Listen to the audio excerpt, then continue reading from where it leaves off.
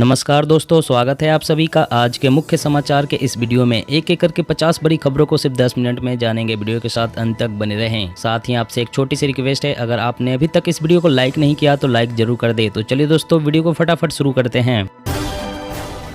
बिहार में देवी देवताओं को मंदिर की जमीन का मालिक बनाने की प्रक्रिया शुरू। राजस्व रिकॉर्ड में अब नहीं होंगे पुजारियों के नाम। चीन ने भारत के फैसले पर जताई चिंता। 54 चीनी ऐप्स बैन किए जाने से तिलमिलाया, बोला हमारे साथ भेदभाव ना करे। एसबीआई ने वरिष्ठ नागरिकों के लिए स्पेशल एफडी स्कीम में निवेश की डेडलाइन बढ़ाई। अब 30 सितंबर 2022 तक उठा सकेंगे फायदा। कोरोना के बाद अब बर्ड फ्लू का खतरा। शाहपुर में 300 मुर्गों की मौत। पोल्ट्री फार्म में मारी जाएगी 25,000 मुर्गियां।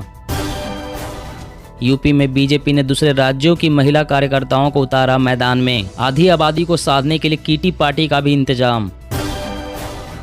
हरियाणा के किसानों को बड़ी राहत। खराब फसलों के लिए 561 करोड़ रुपए का मुआवजा जारी।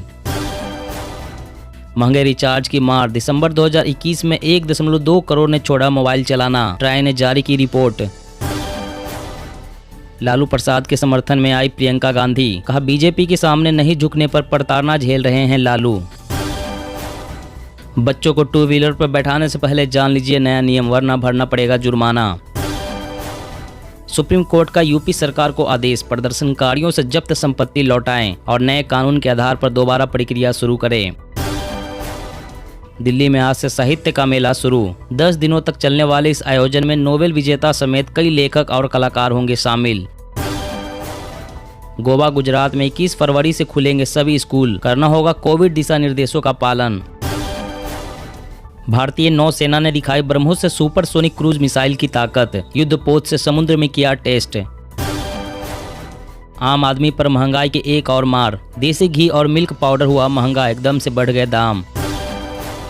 यूपी ओबीसी वोट बैंक के किले में तीसरा चरण। बीजेपी और एसपी के सामने अपने गढ़ बचाने की चुनौती। भारत के इतिहास में सबसे बड़ी सजा।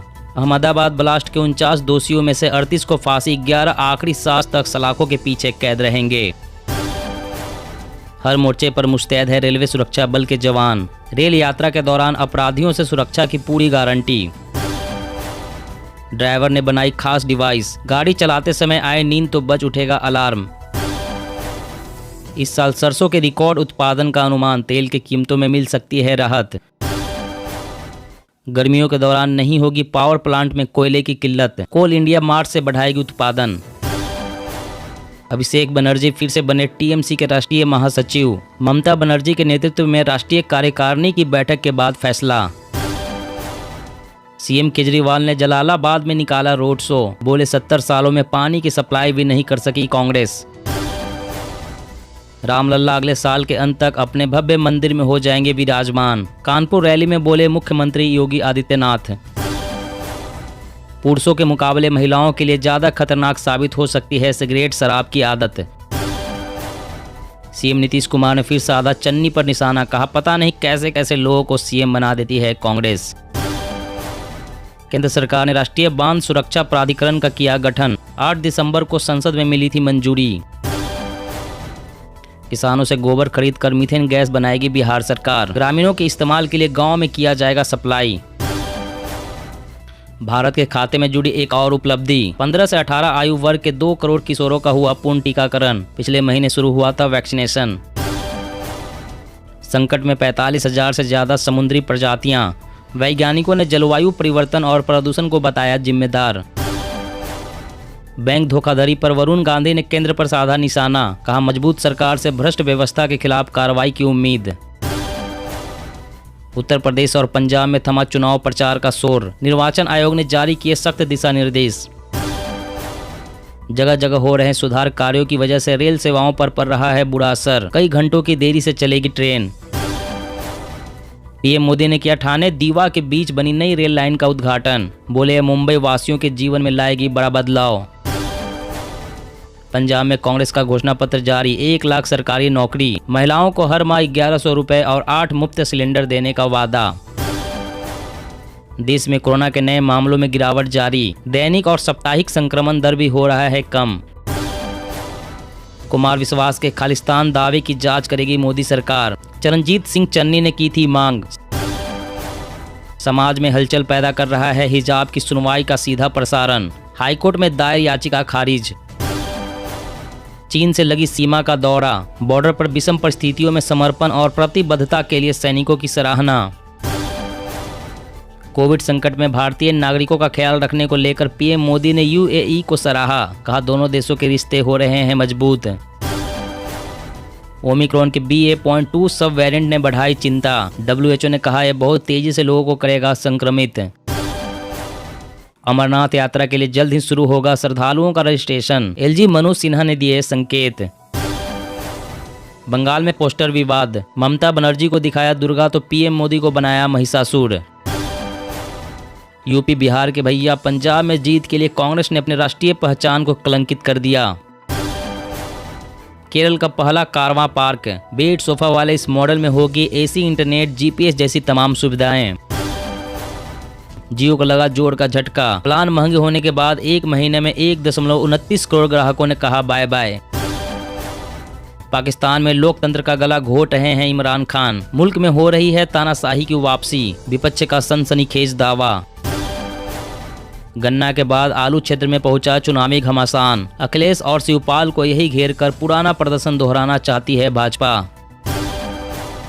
मौसम अपडेट, अगले 5 दिनों तक तमिलनाडु, केरल समेत 7 राज्यों में हो सकती है तेज बारिश, संभलकर घर से निकले। जी हां दोस्तों, और भी बड़ी काम की खबरें निकल कर आ रही है, इसलिए वीडियो को लास्ट तक जरूर देखना। तो चलिए दोस्तों, अब जानते हैं महत्वपूर्ण खबरों को विस्तार से। इससे पहले आपसे एक छोटी सी रिक्वेस्ट है, अगर आपने अभी तक इस वीडियो को लाइक नहीं किया तो लाइक जरूर कर दे। देवी देवताओं को मंदिर की जमीन का मालिक बनाने की प्रक्रिया शुरू, राजस्व रिकॉर्ड में अब नहीं होंगे पुजारियों के नाम। जी हाँ, बिहार सरकार ने मंदिर की भूमि का मालिक पुजारियों के बजाय देवी देवताओं को बनाने की प्रक्रिया शुरू कर दी है। कानून मंत्री प्रमोद कुमार ने जानकारी दी है। इस फैसले का राज्य में व्यापक सामाजिक और राजनीतिक असर हो सकता है। कुमार ने कहा कि कानून विभाग संपत्तियों को अनधिकृत दावों से बचाने के लिए राजस्व रिकॉर्ड से पुजारियों के नाम हटाने के लिए जल्द ही एक परिपत्र जारी करेगा। कुमार ने कहा कि पुजारी को भूस्वामी नहीं माना जा सकता है और राजस्व रिकॉर्ड में अब मंदिरों के देवी देवताओं के नाम होंगे। उन्होंने कहा कि इससे मंदिर जमीन में बड़े पैमाने पर अनियमितताओं से निपटने में मदद मिलेगी, क्योंकि पुजारी इन जमीनों को मालिकों के तौर पर खरीद और बेच रहे हैं। और अगली बड़ी खबर की बात करें तो बच्चों को 2 व्हीलर पर बैठाने से पहले जान लीजिए नया नियम, वरना भरना पड़ेगा भारी जुर्माना। जी हां, सड़क परिवहन और राजमार्ग मंत्रालय ने अब 4 साल से कम उम्र के बच्चों के लिए 2 पहिया वाहन चलाते समय क्रैश हेलमेट पहनना अनिवार्य कर दिया है। इसके साथ ही 4 साल से कम उम्र के बच्चों के लिए 2 पहिया वाहन पर सुरक्षा कवच पहनना अनिवार्य कर दिया गया है और ऐसी मोटरसाइकिल या स्कूटर की गति को 40 किलोमीटर प्रति घंटा तक सीमित कर दिया गया है। यह नियम 15 फरवरी 2023 से लागू होगा। सड़क परिवहन और राजमार्ग मंत्रालय ने मोटरसाइकिल या स्कूटर पर ले जाने पर 4 साल से कम उम्र के बच्चों के लिए इन सुरक्षा प्रावधानों को शामिल करने के लिए CMVR 1989 के नियम 138 में संशोधन किया है। जैसा कि पहले उल्लेख किया गया है, ऐसे बच्चों को सरकार द्वारा निर्धारित सुरक्षा मानकों का अनुपालन करते हुए क्रैश हेलमेट पहनना अनिवार्य होगा। और अगली बड़ी खबर की बात करें तो ओमिक्रॉन के BA.2 सब वेरिएंट ने बढ़ाई चिंता। WHO ने कहा यह बहुत तेजी से लोगों को करेगा संक्रमित।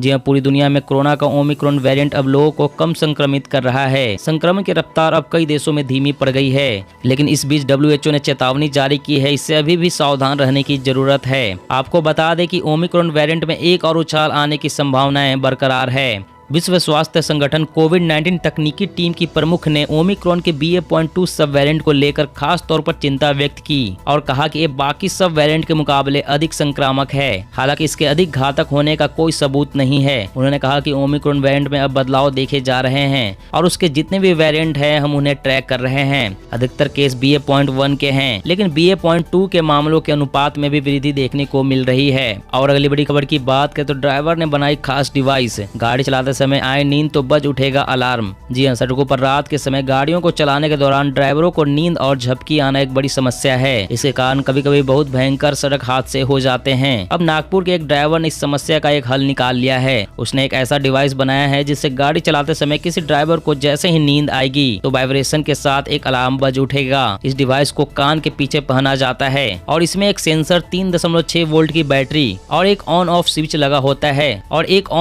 लगा होता है है। जैसे ही गाड़ी चलाने वाले का सिर स्टीयरिंग व्हील की ओर 30 डिग्री झुकेगा, इस डिवाइस से वाइब्रेशन के साथ अलार्म बजने लगेगा, जिससे किसी ड्राइवर को गाड़ी चलाते समय सोने के हालात पैदा होने से पहले ही सतर्क किया जा सकेगा, जिससे होने वाली दुर्घटनाओं को रोका जा सके। और अगली बड़ी खबर की बात करें तो हरियाणा के किसानों को बड़ी राहत, खराब फसलों के लिए 561 करोड़ रुपए का मुआवजा जारी। जी, हरियाणा सरकार ने खरीफ सीजन 2021 के दौरान राज्य में भारी बारिश, जल भराव तथा कीट हमलों से हुए फसलों के नुकसान की एवज में किसानों को 561 करोड़ रुपए की मुआवजा राशि जारी की है। यह रकम सीधे किसानों के बैंक खातों में ट्रांसफर करने की शुरुआत की जा चुकी है। यह रकम 866 गाँव के 9 लाख किसानों को मिलेगी। मुख्यमंत्री ने वीडियो कॉन्फ्रेंसिंग के माध्यम से जिला उपायुक्तों के साथ एक बैठक की अध्यक्षता करते हुए इस बात की जानकारी दी। उन्होंने अधिकारियों से जल्द किसानों के बैंक खातों में मुआवजा राशि का भुगतान सुनिश्चित करने के निर्देश दिए हैं। और अगली बड़ी खबर की बात करें तो किसानों से गोबर खरीद कर मीथेन गैस बनाएगी बिहार सरकार, ग्रामीणों के इस्तेमाल के लिए गाँव में किया जाएगा सप्लाई। जी हाँ, बिहार सरकार ने एक योजना की शुरुआत की है। इसके तहत किसानों और पशुपालकों से एक तय दाम पर गोबर की खरीद की जाएगी। खरीदे हुए गोबर से नीतीश कुमार की सरकार मीथेन गैस बनाएगी और इसे गाँव को सप्लाई किया जाएगा। ग्रामीण इसका इस्तेमाल लाइट के लिए करेंगे, साथ ही खाना बनाने के लिए सिलेंडर में भी इसे भरा जाएगा।